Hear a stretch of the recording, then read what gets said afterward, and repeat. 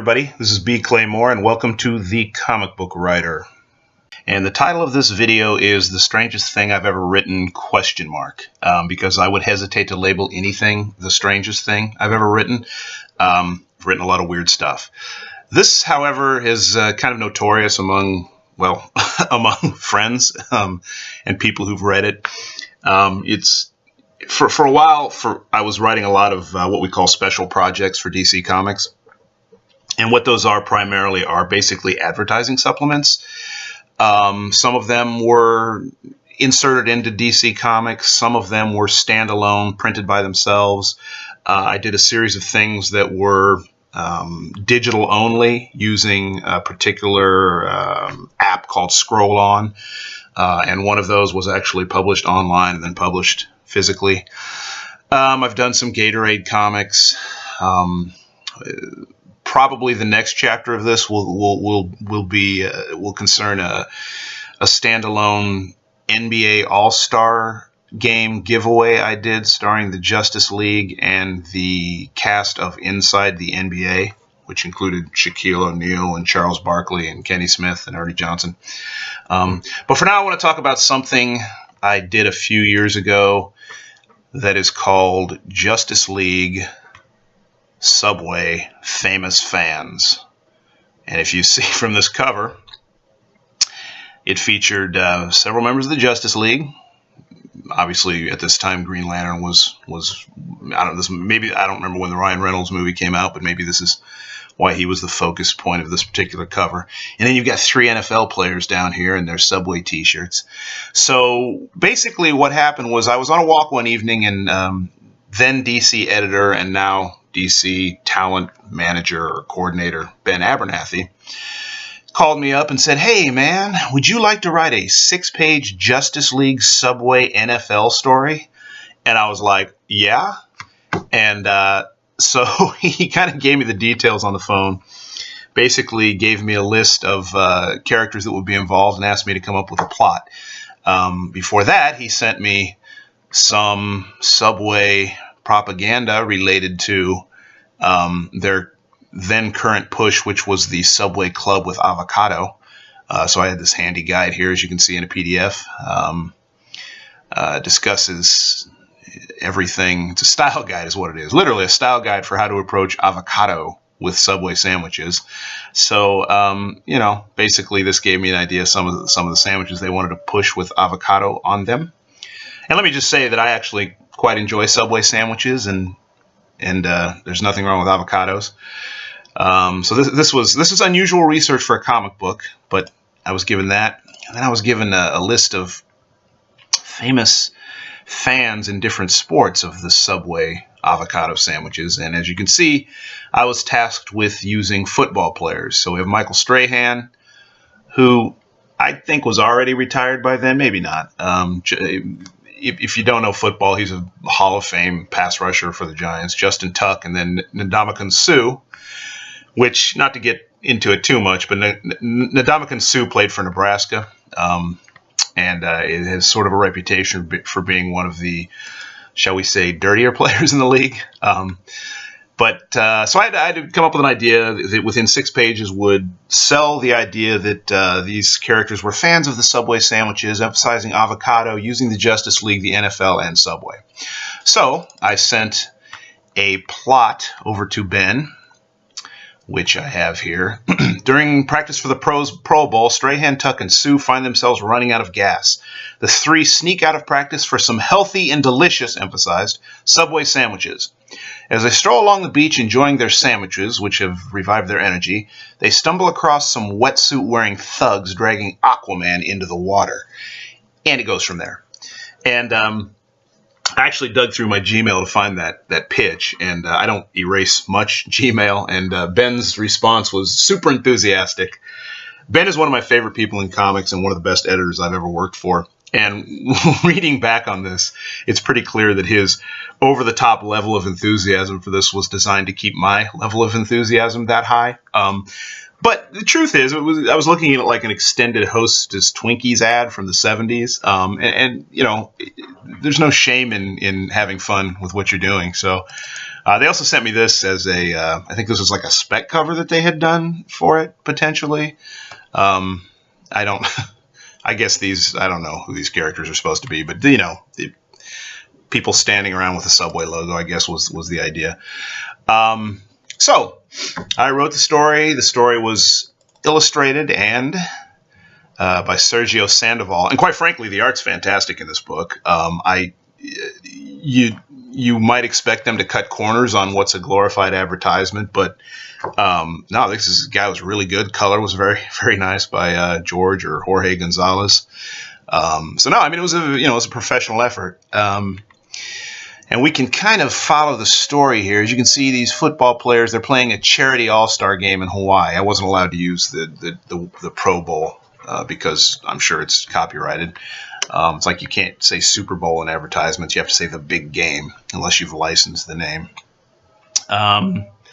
So the football players, they're told that, look, the Justice League is going to be here. And there's a posed. It's funny to imagine the Justice League might have posed for a promo shot like that with Batman looming behind them. But anyway, so Justin Tuck is like, hey, man, let's go get a sandwich. And Sue is like, that sounds good. And so Strahan suggests they need something energizing and delicious. And, of course, Subway. Subway's the answer. So they, like, bail out quietly, as, you know, you would expect three 280-pound dudes to do. And then we check in with them a little later. They're strolling down the beach. They're enjoying their sandwiches and their drinks. Every time they say Subway, it's emphasized with the logo. You know, they go into real specifics about the ingredients on these sandwiches because that's what you do when you're hanging out with your boys on the beach. So they're convinced that these sandwiches are going to give them enough energy to perform for practice, which they have bailed out of. And then Michael Strahan says, whoa, look at this. Aquaman is being dragged ashore by some dudes in wetsuits. And they ask, is that Aquaman? Which it turns out it is. So naturally, being heroic football players, Sue and Tuck decide they're going to go help Aquaman, but Strahan, he wants to finish his sandwich, which he hadn't even really started yet. Anyway, they go in. Look, that's a pretty good tackle right there. Hits him low. Low man wins in football. Then they notice, it's Ocean Master and Black Manta. And frankly, Black Manta is one of my favorite characters of all time. I think going back to watching the Super Friends as a little kid, I just love his costume. And Ocean Master was really the only other Aquaman villain I could think of that would be fun to play around with here. So as you can see, they're not impressed by these NFL dudes trying to stop them. They're tackling Aquaman. They shoot at him. They dodge him. Then suddenly, it's a big green scoop and a big green pail, and we get a nice shot of Aquaman's rear from here, and he dumps them in a bucket. And these guys, again, you know, I mean, that tackle by Strahan is around the neck. That would probably draw a flag in the NFL, but when you're fighting thugs, it's all right. But then, then Black Manta realizes, and Ocean Master, they got Subway sandwiches, man. So forget whatever they were up to with Aquaman. They're grabbing that sandwich and heading out of here. Green Lantern. Hey, here comes Superman. Somewhere along the line, these football players have stacked up about 15 of these dudes in wetsuits. Who needs the Justice League? Ocean Master's swimming away, freestyle. And then he gets pulled out of the water. It's the Flash. Whirlpool, whips up a whirlpool, one of those old tricks of the Flash. Wonder Woman appears. Hey, guys. Can she wrap up that package? They think it's awesome because it is. It's Wonder Woman. And Batman, and this panel got me in a little trouble with some Aquaman fans. Batman says, are you all right, Aquaman? Batman, wow, I guess that'll teach me to go swimming alone. They ambushed me when I wasn't expecting it. Obviously, this isn't canon, so it didn't really occur to me that some Aqua fans would actually be a little upset that I implied Aquaman couldn't swim alone without help from a dude in a leather cape. In Wonder Woman, they got them all. Anyway, long story short, they wrap them all up. High five for Green Lantern. It looks like, I guess, Strahan wants his sandwich back, and Black Manta says, bah, as you would if someone took away your Subway sandwich. And then they all fly up. We get butt shots as they head up.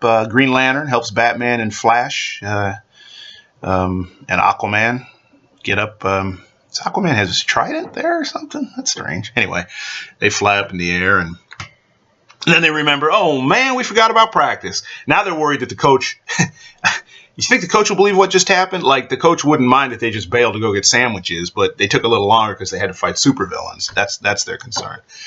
Anyway, it ends with Michael Strahan gladly saying, you worry about the coach too much, Ndamukong.